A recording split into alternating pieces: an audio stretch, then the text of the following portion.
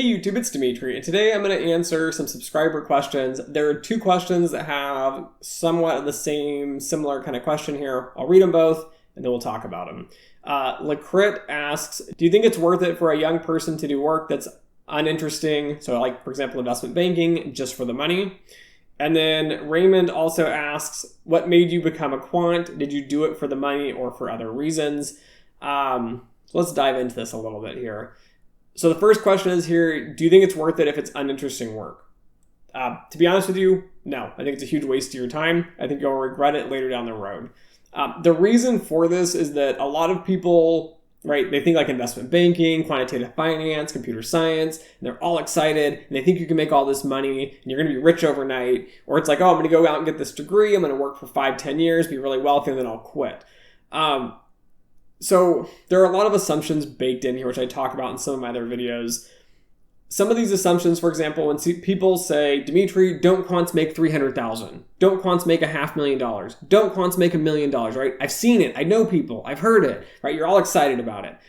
The truth is, behind a lot of this, which I point out, is no, you don't start making anywhere near that type of money, okay? I've seen people with top PhDs from top schools with great publishing work, with great experience, and at the end of the day, they're not making $300,000, $400,000, $500,000, $600,000 starting. Are there people that have that? Sure, I'm sure it's possible. I'm sure there are people out there that have done that.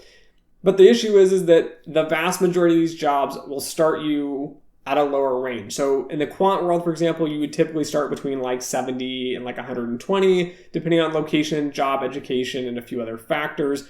If you had prior work experience actually doing quant work and then you went back and got another degree for some reason that might enhance you, then you can see degrees perhaps that might be paying more. So let's say you have 20 years experience as a trader, you go back and get a, financial engineering degree, right? Your salary before was super high because you have all this experience. You get a degree, it adds a little bit of a boost to you, and now you're making, $300,000 or $500,000 to start, not including bonus or whatever else. But again, that's not really realistic for 99.9% of everyone out there, right? It's not how it's going to happen. More realistically, you'll spend a ton of money getting a master's degree. So in this case, right, they're asking about investment banking. Investment banking, if you came from the traditional business side and you wanted to get into one of these big, high-profile banks, to do that, you need to go get an undergraduate degree. Then you need to go get 2 years work experience. Then you need to go back and get an MBA, and then you need to go back into investment banking. And all of this takes time and effort. And then the way that promotions work in any firm, so investment banking, quant finance, tech firms, for example, is those are the best at the job. They're the most excited. They're going to be the ones that get the promotions. So this is why I don't recommend people who are not interested in it to do it. Because I've seen people in firms across banks, for example, and this guy's working really, really hard, and he really hates his job, but it doesn't matter. He wants to make the money, and he's going to be the best, right? And he's grinding, and he's miserable, and it's unhappy. The other guy, on the other hand, or the other woman, for example, they're out there, and they're like just reading textbooks, and like they're having fun doing coding competitions, perhaps, and they like to do the work. So for them, it's this really fun and enjoyable and like experience and exciting. And then also you have to be good with people.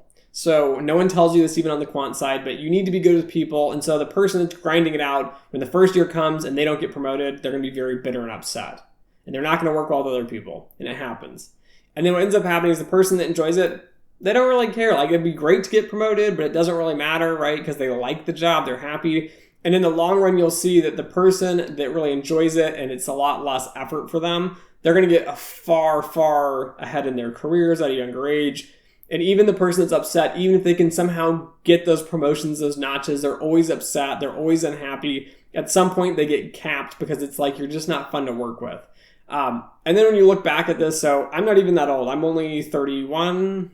I think I'm 31. But looking back at this, right, I'm not that old. And I can see like, okay, I wouldn't have wanted to waste my life doing something I was miserable at. I didn't like to do it. I didn't like the people.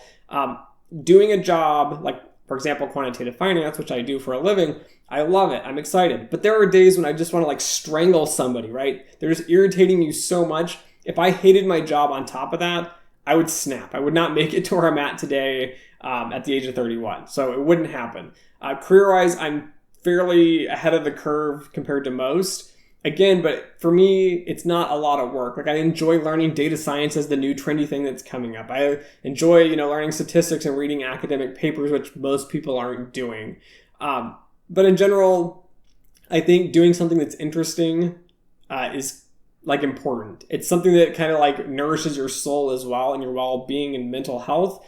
I've seen people that have gone out, for example, done very, very high stress jobs, like for example, being a trader, have had a long list of health issues. They're very unhappy with their job. They end up leaving the industry and the career and they end up going on to do other things. And they're extremely happy doing these other jobs, making less because they're doing what they want to do with their life. Also think about it from an age perspective, right? Let's say you work really hard and you work to the age, I don't know, say 45, maybe 50. There are a lot of fun and exciting things you might have wanted to do, like travel, I don't know, race motorcycles like I like to do, play sports, do other stuff. And you aren't going to have a lot of that time, a lot of times in these high stress careers. And if you don't enjoy doing it, it's going to be worse off. And then you're always trying to get ahead. A lot of times you'll miss out on all these fun experiences and things that you wanted to do. Again, it's just not worth it. Yes, you could make a bunch of money. Let's say you retire at the age of 40, but you still have to go get a different type of job. You're starting over from square one with your reputation, your industry and everything. And then I find a lot of people that take these routes like investment banking and they don't like it really. What ends up happening is now you think like you're better than everybody else. And, I made it to VP and I'm the best out there and I know everything. And when you have to take a step down to go do something you want to do, you end up becoming a dick and someone who's just not fun to work with. So I just don't recommend it. Yes, you can do it. Go for it if you think you're going to do it. You'll usually be disgruntled with your promotions, the money you make. It's never good enough because you're really struggling to do the job, right? It's kind of a hassle for you, where somebody else is going to really enjoy it. So now to answer Raymond's question here, what made me want to become a quant? Did I do it for the money or for other reasons? My story's kind of vague. I'll put a link below as well on a few of my videos where I talk about my background. But in general, I went off and decided I wanted to be a plastic surgeon.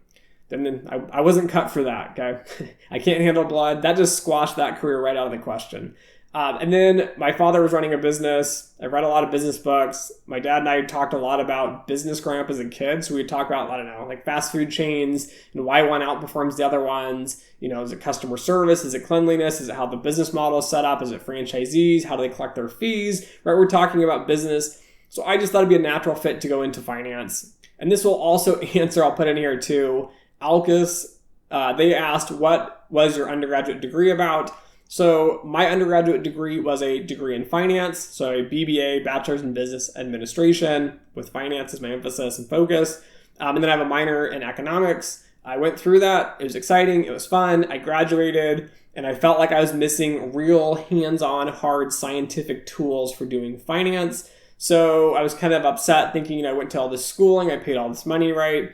I have this 4-year degree, and I don't really want to end up in traditional finance because I think, in my opinion, right, I didn't have everything I needed to do what I wanted, and I originally wanted to be more or less a trader. That changed over time as I learned more about the industry, being flexible. So I decided, I took off a year, I was unemployed, I couldn't find a job with my finance degree, no one would hire me, which is why I don't typically recommend people to get traditional finance degrees if you're wanting to go into quantitative finance. So I went back and decided I needed a big name on my resume, I needed a good master's degree, and I wanted it in financial engineering. So I had a full ride, full acceptance for a master's in economics, turned it down, was not financial engineering, didn't want to do it. I ended up going back, getting a master's in financial engineering, starting the program, getting partway through, realizing it's more or less a money-making machine. I am definitely behind academically because I don't have the strong math background. I took off a semester, spent the entire semester studying just math and statistics. Again, I'd already passed my first semester as a financial engineer. Then I decided to transfer into a applied economics master's. So I already had all the economics background from my undergrad. But the advantage of this program wasn't necessarily the economics. It was the ability to take all the financial engineering courses I wanted. It had a lot more of electives, so I could pick and choose the financial engineering courses I wanted, but I could also kind of spread them out in a way that I could actually pass many of them and do well, but also really understand and learn the information. So that's a little bit of my background here on getting into the industry. But what made me want to become that quant is realistically reading books about, Emanuel Derman, Fisher Black, looking at the industry, reading more traditional finance books, reading economics papers and history behind a lot of these different trading firms like LTCM. And then just realizing at the end of the finance, like, I didn't think it was really that valuable, and I didn't think I really learned a lot that would be useful in a trading atmosphere, right? Being competitive. So ignoring all the business stuff, working in like the investment side, you needed cutting edge tools. So I went into it because I found it interesting. I actually took a financial engineering class in my undergrad, and I thought it was super interesting and realized that those are the tools I needed, which is why I became a quant, more or less. And did you do it for the money or other reasons? Okay, so the reason I originally wanted to be a trader was because I liked that exciting, high intensity atmosphere. Yes, of course, there's part of me that always wanted to do it for the money, but the reason, on top of that, doing it for the money part here, the reason I want to make a lot of money, the reason I want to be very successful is because of the way I think and believe. So for me, even in the United States, the more money and capital you have, it buys you essentially more freedoms. So imagine yourself going down the street, I don't know, doing your daily business, and someone makes some false accusation against you and they sue you, right? So now you're in court or you're arrested or something happens and you didn't do anything. You're innocent. The system's not perfect. And even if you go through all the process and you pay the lawyers and you pay all these fees and you go to court, you can end up spending a ton of money, and then you got sued and you're innocent and you get off at the end and you're like, thank goodness I made it. Right? But now you lost a bunch of money because some frivolous lawsuit that some idiot made against you, right? It happens. It's just an example. But having money allows you to do that. Having money allows you to put your kids into good schools, good education, right? Having money allows you to travel, to build businesses. A lot of my career is somewhat focused around business and economics. So it's kind of weird thinking about that from a quant side, because quant's typically somewhat opposite from the traditional finance side. But again, I enjoy running businesses, looking at financials, doing traditional finance on top of quant finance, so being able to put them together. And so for me to do that, right, to run businesses, to employ more people, to generate more value, to help, everyone around me, for me, it's important to have money for those reasons. It's not important for me to have, a big house, a fancy car, go on lots of vacations. I think a lot of the reason people want money is because they want to live some lifestyle that's, fancy and famous. That's not really me. That's not who I am. But again, money has played a very big role in my life because for me, it's viewed as like a safety net. It protects me, right? The more money you have around you, the more you can do. But again, there's also other things you need to do to build a successful career. But in general, that answers the question, what made you want to become a quant? And did I do it for the money or other reasons? So yes, partially because of money, partially because of personal interests and kind of hobbies. And then also I'll add on here at the very end, one of the other reasons is as I got into my graduate degrees, one of the courses I took in financial engineering had to do with statistics applied to quantitative finance methods. I really fell in love with statistics. So I did a little bit in undergrad and I kind of seen it, but I didn't really like it. When I did it in a graduate level course and applied it to real world settings, I found it really interesting and a fun and like mentally stimulating kind of rigor. And so for that too, that's what really sparked my career into risk management and kind of sparked me to do more with this channel and do more of my research and studying and other topics kind of related to quant finance. So anyways, thanks for the questions. Don't forget to like, share, and subscribe. And as always, until next time.